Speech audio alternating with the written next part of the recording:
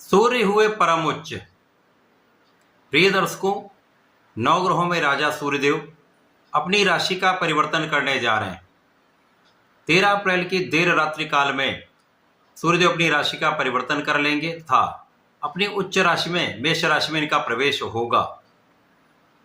अब जब भी कोई ग्रह अपनी उच्च राशि में होता है तो महाबलवान होता है। उसके प्रभाव में, उसकी क्षमता में, उसके कारक भाव में तथा उसके सामर्थ्य में कई गुना वृद्धि हो जाती है। अब जब सूर्य महाबलवान होंगे तो निश्चित रूप से समस्त राशि के जातकों के लिए कुछ विशेष योग बनाएंगे। सकारात्मक परिवर्तन होंगे जो आपके लिए अत्यंत लाभकारी होने वाले हैं। जय श्री गणेश। नमस्कार, मैं आचार्य संजय द्विवेदी। मेरे समस्त प्रबुद्ध दर्शकों का मेरे चैनल पर हार्दिक स्वागत है। प्रिय दर्शकों, आज मैं सूर्यदेव के राशि परिवर्तन प्रभाव था उनके उच्च राशि में प्रवेश से मिलने वाले लाभ का तथा उनसे मिलने वाले परिणाम का किस प्रकार का प्रभाव वृषभ राशि के जातकों को मिलने वाला है, इसका संपूर्ण विश्लेषण मैं पूर्ण तर्क के साथ करने जा रहा हूं।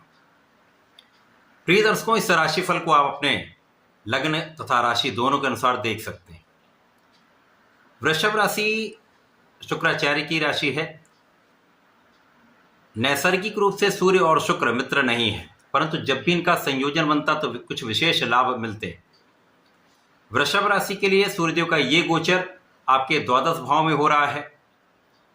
अब कुंडली का जो द्वादश भाव है वो त्रिक भाव है, जिसको हम व्यय का भाव कहते हैं, डेप्रिसिएशन का भाव कहते हैं, क्योंकि यहाँ पर समस्त ग्रहों का प्रभाव निर्बल हो जाता है। परंतु सूर्यदेव एकमात्र ऐसे ग्रह हैं जिनको किसी प्रकार का कोई त्रिक दोष नहीं लगता। अब सूर्यदेव राजा हैं, आत्मबल के कारक सूर्यदेव हैं, शासन प्रशासन क्षमता के कारक सूर्यदेव हैं, नेतृत्व के कारक सूर्यदेव हैं, पिता के कारक सूर्यदेव हैं। इस जगत के प्रकाश के स्रोत एकमात्र सूर्यदेव ही हैं, साक्षात देव सूर्यदेव हैं। जब भी किसी जातक की कुंडली में सूर्यदेव बलवान होते हैं, उच्च राशि में होंगे, तो निश्चित रूप से वो जातक विशिष्ट होता है। वो अपने क्षेत्र में एक विशेष स्थान प्राप्त करता है। चाहे वो कितना भी संघर्ष करके आया हो, लेकिन वो सर्वोच्च शिखर पर अवश्य पहुंचता है। वृषभ राशि के लिए सूर्यदेव आपके चतुर्थ भाव के स्वामी हैं। चतुर्थ भाव जो कि सुखों का भाव है, ऐश्वर्य, वैभव, धन, संपदा, भूमि, भवन, वाहन का भाव है। ये माता का भी भाव है तथा ये जनता का भी भाव है। अब चतुर्थ भाव के स्वामी का गोचर 12वें भाव में हो रहा है। यद्यपि सूर्यदेव को कोई त्रिक दोष नहीं लगता है, परंतु कुछ चीजों में यहां पर न्यूनता अवश्य आएगी। यहां पर माता पिता से कुछ दूरी हो सकती है। विशेष रूप से माता से कुछ संबंध या तो कुछ नकारात्मक हो सकते हैं अथवा माता से कुछ दूरी हो सकती है, चाहे वो कुछ समय के लिए हो। इसी प्रकार से यहां पर जनता के बीच में आपका कुछ प्रभाव नकारात्मक प्राप्त हो सकता है, परंतु यदि आप ध्यान रखेंगे तो कोई बड़ी समस्या नहीं आएगी, क्योंकि सूर्यदेव राजा हैं। इनका एक विशेष आभा मंडल है। ये इस विशेष ऑरा के समक्ष में समस्त ग्रहों का प्रभाव निर्बल हो जाता है और सूर्यदेव यहाँ पर परम उच्च हैं, जिसके कारण इस भाव की प्रबलता आपको 100% प्राप्त होगी। तो जो जातक मातृस्थान से दूर रहकर कार्य कर रहे हैं, मातृस्थान से दूर रहकर व्यापार कर रहे हैं अथवा विदेश में हैं, वहां पर उनके पद में वृद्धि होगी, उनके धन में वृद्धि होगी, उनके सुख साधन बढ़ेंगे। इसी प्रकार से यदि आप व्यापारिक क्षेत्र में हैं तो यहाँ पर कुछ व्यापारिक यात्राएं हो सकती हैं। यात्राएं आपके लिए लाभान्वित करने वाली होंगी। यद्यपि यहाँ पर कुछ धन अधिक व्यय हो सकता है, अनावश्यक कुछ धन का व्यय हो सकता है, परंतु अंततः आपको लाभ प्राप्त होगा। वे जातक जिनका कहीं पर कुछ कानूनी समस्याओं में व्यय हो रहा था, उन कानूनी समस्याओं का निराकरण यहाँ पर निश्चित रूप से होगा। आपकी स्थिति बहुत अच्छी रहेगी, आप वहां पर विजयी भी रहने वाले। सूर्यदेव का प्रभाव आपकी कानूनी समस्याओं में आपको 100% विजय दिलाने वाला होगा। शत्रुओं का विनाश करने वाला ये समय है।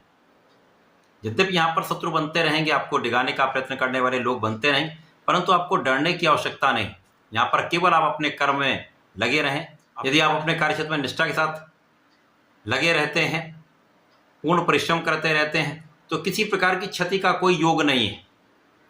जो जातक इस समय में ऋण के प्रयत्न में हैं, ऋण लेना चाह रहे लेकिन काम नहीं हो पा रहा था, अब आपका काम यहाँ पर बन सकता है। इसी प्रकार से आपके ऋण मुक्ति का भी ये समय है। जो जातक अपने ऋणों से मुक्त होना चाहते हैं, इस समय में अपने ऋण का कुछ भाग अवश्य चुकाएं।